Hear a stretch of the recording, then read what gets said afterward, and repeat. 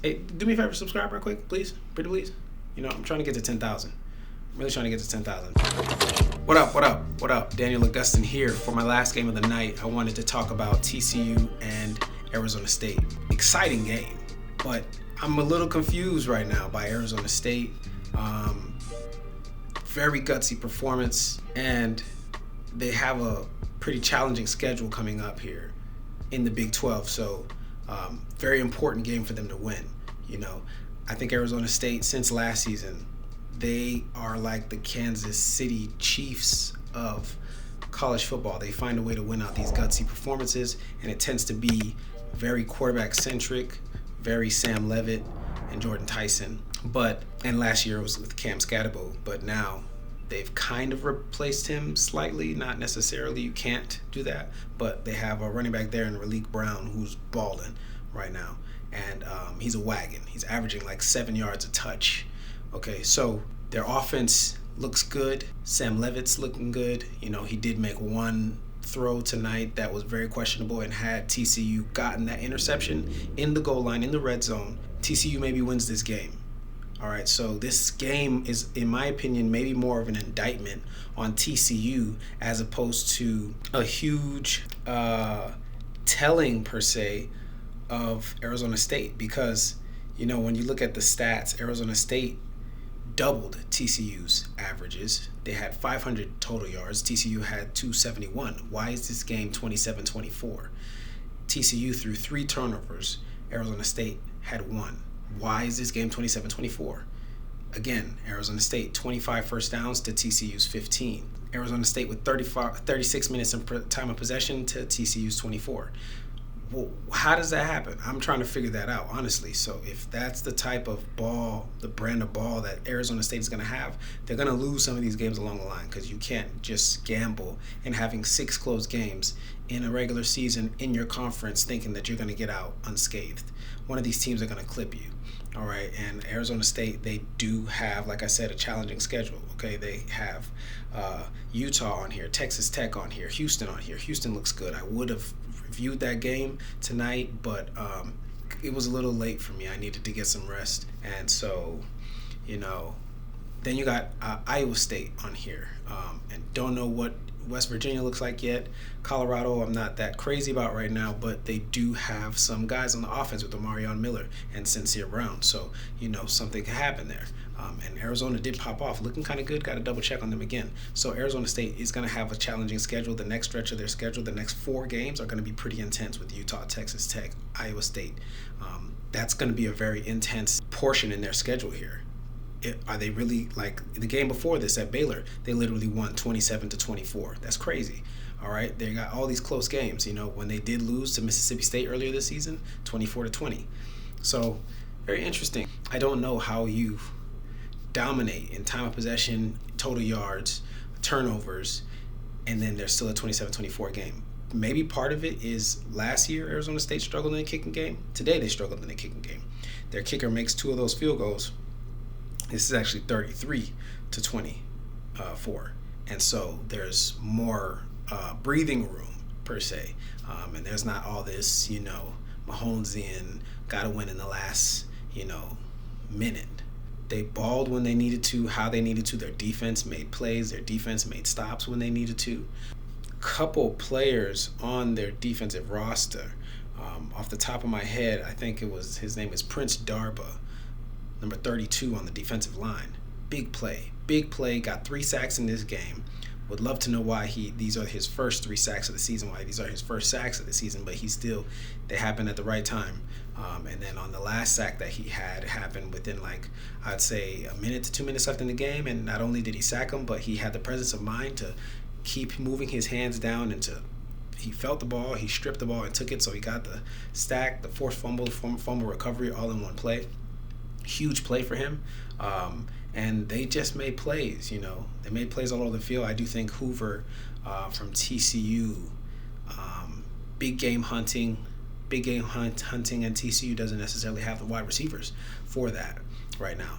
Their wide receivers are not the most elusive. They're not getting away from too many people. They got some guys that can make plays, but they're not scaring anybody. So big win for Arizona State here. They're still undefeated in the conference, so that really matters. As it pertains to how they're able to make sure they get the games that matter, the games that end up hurting you in the long run, because they might need to drop one of these next games because there might be a small type of cannibalization going on in the Big 12 slightly. Really, I think it's not really that many teams in the Big 12. I think you're looking more so at Texas Tech, Iowa State, and Arizona State. And we're going to figure out what BYU is going to be looking like. But, I think really that's the range. That's really what you're looking at, per se. We're going to find out about Kansas. Also, got to check back in on them. Big 12 standings, Arizona State is 2-0 currently. Houston's 1-0. Iowa State 1-0. I didn't even say Houston. Got to put respect on their name. They won a big game tonight against Oregon State, even though that's not a conference game. Still an important win for them, for their morale, to be turning it around, as well as they are right now with Connor Wegman.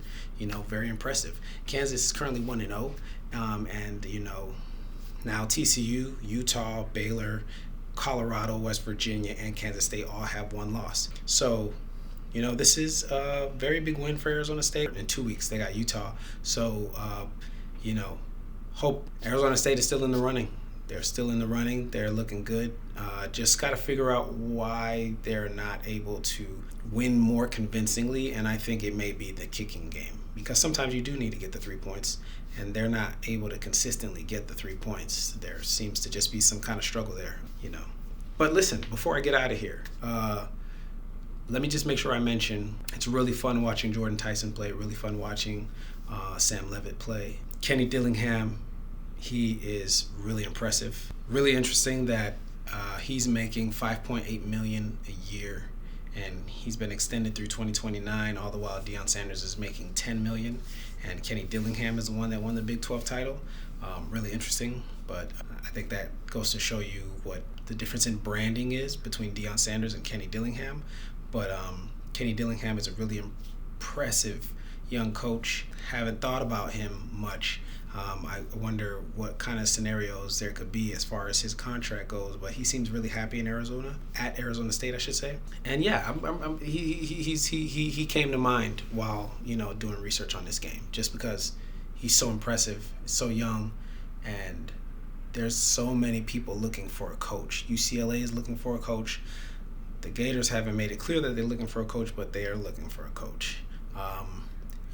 And there are other schools, but those two schools with, pretty big brand names, big stadium names. Florida for sure would have more money, But let me wrap with this. Arizona State, what I like about them the most is they do win games. They figure out how to win games. Kenny Dillingham, young coach, I think he's able to really connect with his young athletes. I've heard him talking about how, he's really big on Madden. And I think Madden is actually a really interesting way of helping these young athletes grow as football players, because it's a very visual learning aid.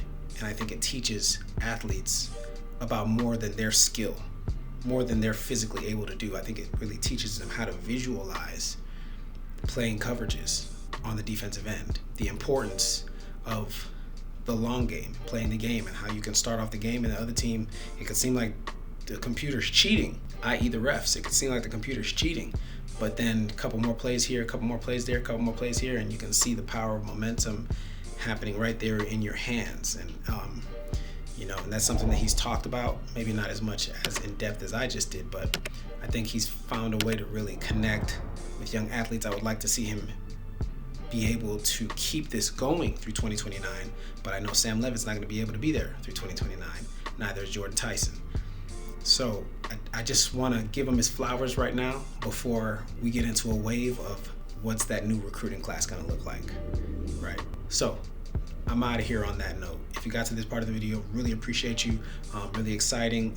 It's 7:15 in the morning here, so there's going to be games popping off in about 2.5 hours here out in Los Angeles. So I want to get this video up and online so that I can be prepped and watching what's going on. Get my mind right for today. All right, y'all. Peace. Hey, do me a favor, subscribe real quick, please. Pretty please.